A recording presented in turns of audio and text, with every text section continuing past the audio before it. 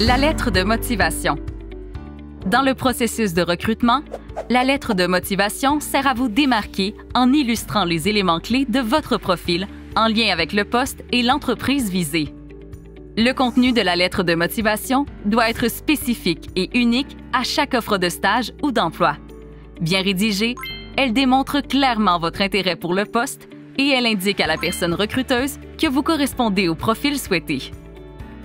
Une lettre agréable et invitante est plus intéressante à lire. Maintenez une uniformité visuelle entre votre lettre de motivation et votre CV, tant au niveau de la mise en page que des bordures et des couleurs utilisées.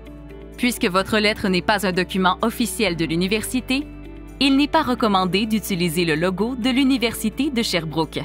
Enfin, assurez-vous de soigner votre orthographe et votre grammaire. Une lettre impeccable démontrera le sérieux de votre démarche. Dans votre en-tête, assurez-vous d'adresser votre lettre de motivation à la personne concernée par l'embauche. Vous retrouverez ses coordonnées sur l'offre de stage. Dans le cas contraire, effectuez vos recherches sur LinkedIn ou sur le site Web de l'entreprise. Dans le doute, utilisez des termes tels que « personne responsable de l'embauche » sans préciser de nom ou de titre professionnel. L'objet de la lettre doit être précis. Utilisez le nom du poste et le numéro de l'offre. Pour adresser votre lettre, lorsque vous connaissez le nom de la personne à qui elle s'adresse, utilisez-le avec un titre de civilité comme « Madame Tremblay » par exemple. Puis, dans le premier paragraphe, démontrez votre intérêt en nommant une motivation qui vous pousse à postuler. Dans le deuxième paragraphe, identifiez les principaux liens entre le poste visé et vos compétences, ainsi que les expériences acquises lors de votre formation.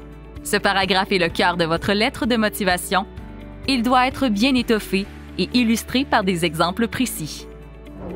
Par exemple, si vous postulez pour un stage en microbiologie, présentez votre projet de laboratoire effectué à l'université. Poursuivez en démontrant à l'aide d'exemples concrets que vous y avez développé votre capacité à travailler en équipe et votre sens de l'organisation.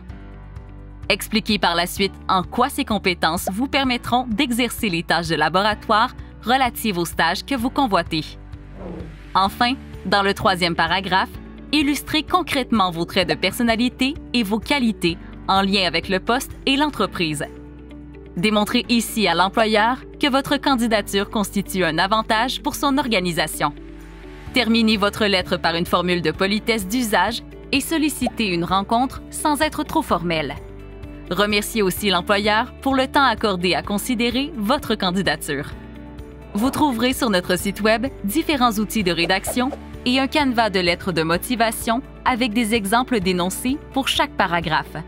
Portez toutefois attention à ne pas les recopier intégralement afin de vous assurer que vos lettres soient personnalisées et distinctes des autres candidatures. Pour plus d'informations concernant la lettre de motivation, consultez notre site Web, suivez-nous sur nos médias sociaux et visionnez notre autre capsule vidéo intitulée « 10 pièges à éviter dans votre lettre de motivation ».